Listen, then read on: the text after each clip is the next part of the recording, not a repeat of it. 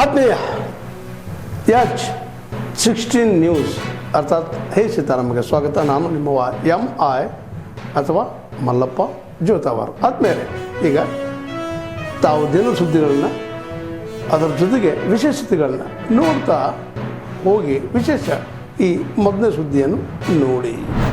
मजबूत ये रिश्ता तक रही है, ये अहम बैठक हो रही है.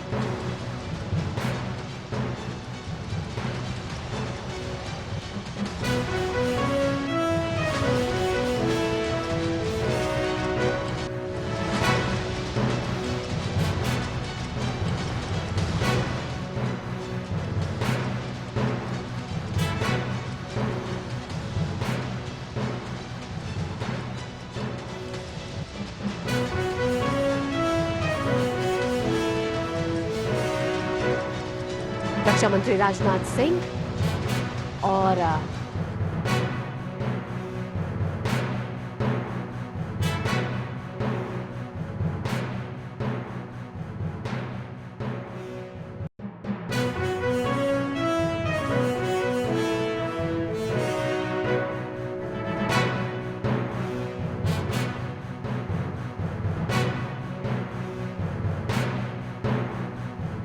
मनाएंगे. और इन वर्षों के दौरान हमारी यह दोस्ती सिर्फ हमारे दोनों देशों के लिए ही नहीं बल्कि पूरे इंडो पैसिफिक क्षेत्र में स्टेबिलिटी, रेजिलियंस और रूल्स बेस्ड ऑर्डर का एक कॉर्नर स्टोन बन गई है. इंडियन ओशन और पब्लिक ओशन की सुरक्षा आपस में गहरे रूप से जुड़ी हुई है. इसलिए इंडिया के महासागर विजन यानी mutual and holistic advancement for security and growth for all in the region और जापान के free and open Indo Pacific initiative के बीच क्लोज अलाइनमेंट आज पहले से भी कहीं ज़्यादा जरूरी है. आर्मी, नेवी और एयरफोर्स के बीच ज्वाइंट मिलिट्री इंगेजमेंट्स हमारी बढ़ती हुई इंटर ऑपरेबिलिटी को रिफ्लेक्ट करती है. लेकिन बदलती वैश्विक अनिश्चितताओं से आगे रहने के लिए हमें उभरते डोमेन्स में अपने सहयोग में और विस्तार करना होगा और मेक इन इंडिया इनिशिएटिव के तहत डिफेंस इंडस्ट्रियल मैन्युफैक्चरिंग को आगे बढ़ाना होगा. फ्रेंड्स, आज की हमारी यह मीटिंग एक अत्यंत महत्वपूर्ण पड़ाव पर हो रही है जो हमारे प्राइम मिनिस्टर्स के बीच हाल ही में हुई एनुअल समिट की लैंडमार्क मीटिंग की अगली कड़ी है.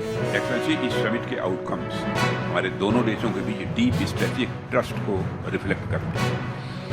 इन आउटकम्स में हमारा पहला डिफेंस को डेवलपमेंट प्रोजेक्ट, स्ट्रॉन्गर टेक्नोलॉजी और इकोनॉमिक सिक्योरिटी कोऑपरेशन और फ्री, ओपन और इंक्लूसिव इंडो पैसिफिक के लिए रिन्यूड कमिटमेंट भी शामिल है.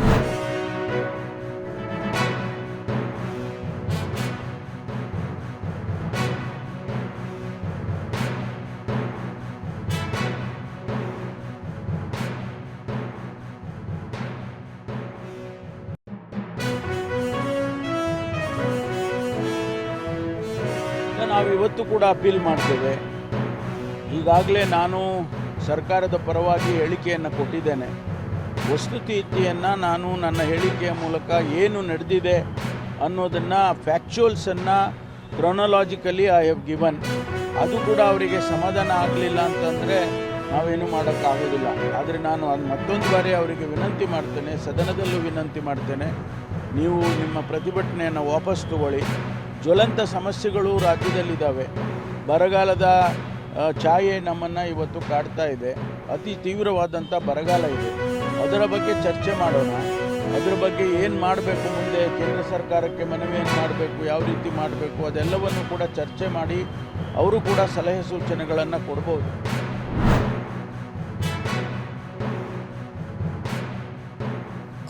To every one of you, I say my namaskar and I congratulate all officer trainees on the successful completion of the professional course phase 2. Dear officers, it is exactly 79 years before Sardar Vallabhbhai Patel ji had referred to civil servants as the steel frame of India. You are the steel frame of India. Within your framework, everything acts. That you should always keep in mind. Bharat has come a long way since then. We have achieved several milestones the last decade through the forward-looking vision of our great Prime Minister, Honorable Narendra Modi ji, Sabka Saath, Sabka Vikas, Sabka Vishwas and Sabka Prayas. These are the great slogans, and we are moving from nowhere to become the fourth largest economy, and I'm sure we are going to be the third largest economy soon. In the Independence Day speech of the Honorable Prime Minister Shriman Modi ji had referred to how nearly 25 crore people have now come out of poverty from absolute poverty. Bharat has grown from the fossil 5 economy into the fast growing major economy today. Take any sector, be it infrastructure or healthcare or education, Bharat now occupies a place of pride at the global level.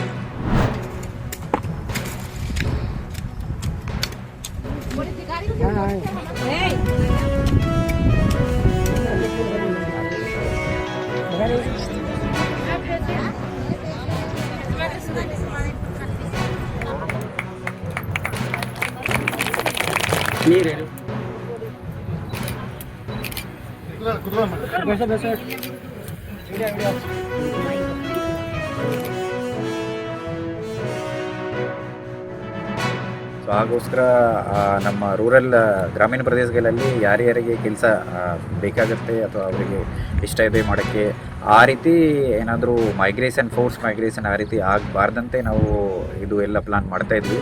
ಅವರಿಗೆ panchayat ಲೆವೆಲಲ್ಲೇ PDO ಅವರಿಗೆ ಭೇಟಿ ಮಾಡಿಕೊಂಡು ಅವರು demand ಮಾಡಿದರೆ ಅಲ್ಲಿ ನಾವು ಕೆಲಸ ಕೊಡೋಕ್ಕೆ ವ್ಯವಸ್ಥೆ ಎಲ್ಲ ಮಾಡ್ತಾಯಿದ್ವಿ. ಸೊ ಅದಕ್ಕೆ ನಮ್ಮ ಸರ್ಕಾರ ಕಡೆಯಿಂದ ಇದು ಹೊಸ ಇದು ಚಾಲನೆ ಏನು ಕೊಟ್ಟಿದ್ದಾರೆ ಜಾಬ್ ಕಾರ್ಡ್ನಿಂದ, ಇದು ನಾವು ನಮ್ಮ ಡಿಸ್ಟ್ರಿಕ್ಟಲ್ಲಿ ಪೂರ್ತಿ ಕರೆಕ್ಟಾಗಿ ಅನುಷ್ಠಾನ ಮಾಡ್ತೀವಿ. ಆ್ಯಂಡ್ ಮನೆ ಭೇಟಿ ಮಾಡ್ಕೊಂಡು ಅಷ್ಟು ಸಾಧ್ಯತೆ ಇದೆ ಅಷ್ಟೊಂದು ಹೊಸ job card plus inactive job card ಎಲ್ಲ ಆ್ಯಕ್ಟಿವೇಟ್ ಮಾಡೋಕ್ಕೆ ನಾವು ಪ್ರಯತ್ನ ಎಲ್ಲ ಮಾಡ್ತೀವಿ. ನನ್ನ ಮಕ್ಕಳಿಗೂ ವಿದ್ಯಾಭ್ಯಾಸಕ್ಕೆ ಅನುಕೂಲವಾಗಿದೆ. ಇದೇ ರೀತಿ ಮುಂದೆ ಕೆಲಸ ಕೊಟ್ಟಿದ್ದರೆ ಅವರಿಗೂ ತುಂಬ ನನಗೆ ಮತ್ತು ನನ್ನ ಗ್ರಾಮದವರಿಗೆ ಕೆಲಸ ಕೊಟ್ಟು ಹಾಗೂ ನಮ್ಮ ಪಂಚಾಯತಿಯ ಎಲ್ಲ ಗ್ರಾಮಗಳಿಗೂ ಈ VBG ರಾಮ್ಜಿ ಅನ್ನೋ ಕೆಲಸ ಕೊಟ್ಟು ನಮಗೆ ತುಂಬ ಅನುಕೂಲ ಮಾಡಿಕೊಟ್ಟಿದ್ದಾರೆ. ನಾವು ಜೀವನ ಮಾಡ್ತೀವಿ ರೀ. ಈಗ ಹಾವೇರಿ ತಾಲೂಕು, ಹಾವೇರಿ ಜಿಲ್ಲಾ, ಕಳೇನೂರು ಗ್ರಾಮ ಪಂಚಾಯತಿ ಅಲ್ಲಿಂದ ನಮಗೆಲ್ಲ ಕೆಲಸ ಕೊಟ್ಟಿದ್ದಾರೆ ರೀ. ನಮಗೆ ಜನ ಕೊಟ್ಟಿಂದ, ನಮಗೆ ಕೂಲಿ ಕೊಟ್ಟಿಂದ ಎಲ್ಲ ಕೆಲಸ ಅಲ್ಲಿಂದ ಕೊಡ್ತಾರೆ ರೀ. ನಮಗೇನು ತೊಂದರೆ ಇಲ್ಲ ರೀ. ಈ VBG ರಾಮ್ಜಿ ಅವ್ರ ಕಡೆಯಿಂದ ಕೆಲಸ ಕೊಡ್ತಾ ಇದ್ದಾರೆ. ಈಗಿನ್ನೂ ನೀರಿನ ಕಾಲುವೆ ಮಾಡಕತ್ತೇವೆ ರೀ. ನಮಗೆ ಇನ್ನೂ 20 ಇದರಿಂದ ನಮಗೆ ಇನ್ನೂ ಜಾಸ್ತಿ ಪಗಾರ, ಜಾಸ್ತಿ ಕೆಲಸ ಕೊಡ್ಬೇಕು ರೀ. ನಮಗೆ 100 ಹಾಜರಿ ಕೊಡ್ತಿದ್ರು ಮುಂಚೆ, ಈಗ 120 ಹಾಜರಿ ಕೊಡ್ತಾ ಇದ್ದಾರೆ. 120 ಹಾಜರಿ ಕೊಟ್ಟು ನಮಗೆ ಕೆಲಸ ನಡೆಸ್ತಾರೆ. ಏನೋ ನಮಗೆ ತೊಂದರೆ ಇಲ್ಲ. ಇದಕ್ಕೆ ನಮ್ಮ ಕುಟುಂಬ ಮತ್ತು ನಮ್ಮ ಮಕ್ಕಳಿಗೆ ಅನುಕೂಲವಾಗಿರ್ತದೆ. ಅದೇ ಥರ ಮುಂದೆ ಇದೇ ಥರ ಕೆಲಸವನ್ನು ಜಾಸ್ತಿ ಕೆಲಸವನ್ನು ಕೊಡ್ಕೊತ ಹೋಗಬೇಕಂತ ಹೇಳಿ, ಹಾಗೆ ನಮ್ಮ ಎಲ್ಲ ಈಗ ಸ್ವಲ್ಪ ಬರವನ್ನು ಬಿದ್ದಿದ್ವಿ. ಅದೇ ಕಾರಣ ಈಗ ಕಾಫಿ ಸೀಮೆ ಎಲ್ಲೆಲ್ಲೋ ಹೋಗಿ ಹೀಗೆ ಥರ ಈಗ ಒಂದು ಹೆಚ್ಚಿನ ಕೆಲಸವನ್ನು ಕೊಟ್ಟಿದ್ರಲ್ಲ, ಹಾಗೇ ಥರ ನಮಗೆ ಇದೇ ಥರ ಮಾಡಿಕೊಂಡು ಒಂದು ಕೆಲಸವನ್ನು ಕೊಟ್ಟಿದ್ದರೆ ಭಾಳ ಅನುಕೂಲವಾಗಿರ್ತದೆ. ಶಿವಾಜಿನಗರ ತಾಂಡದಲ್ಲಿ ನಿವಾಸಿ, ಜಿಲ್ಲಾ ಹಾವೇರಿ, ತಾಲೂಕು ಹಾವೇರಿ, ಗ್ರಾಮ ಪಂಚಾಯತಿ ಕೊಳೆನೂರು. ನಾವು VBG ರಾಮ್ಜಿ ಯೋಜನೆಯಡಿಯಲ್ಲಿ ಕೆಲಸ ಮಾಡುತ್ತಿದ್ದೇವೆ. ಮೊದಲಿಗೆ ನಮಗೆ ನರೇಗಾ ಉದ್ಯೋಗ ಖಾತರಿಯಲ್ಲಿ 370 ಕೂಲಿ ಕೊಡುತ್ತಿದ್ದರು. ಈಗ 125 ದಿನ ಹಾಜರಿ ಕೊಡುತ್ತಿದ್ದಾರೆ. ಅದರ ಕಾರಣ ನಮಗೆ 225 ಹಾಜರಿ ಕೊಡಬೇಕಾಗಿ ನಿಮ್ಮಲ್ಲಿ ವಿನಂತಿ. ತಾವೆಲ್ಲ ಇಲ್ಲಿವರೆಗೆ ಸುದ್ದಿಗಳನ್ನು ನೋಡಿದಿರಿ, ಜೊತೆಗೆ ವಿಶೇಷ ಘಟನೆಗಳನ್ನು ಸಹ ನೋಡಿದಿರಿ. ಅದು ನಿಮಗೇನು ಅನ್ನಿಸ್ತು? ನಿಮಗೆ ಲೈಕ್ ಮಾಡಿರಿ, ಶೇರ್ ಮಾಡಿರಿ, ಕಾಮೆಂಟ್ ಮಾಡಿರಿ, ಜೊತೆಗೆ ಸಬ್ಸ್ಕ್ರೈಬ್ ನಿಲ್ಲಿಸ್ಬೇಡ್ರಿ. H16 ನ್ಯೂಸ್ ಅರ್ಥಾತ್ ಈ ಸಿದ್ದರಾಮಯ್ಯ ಸತ್ಯದ ಕೈಗನ್ನಡಿ ವಂದನೆಗಳು.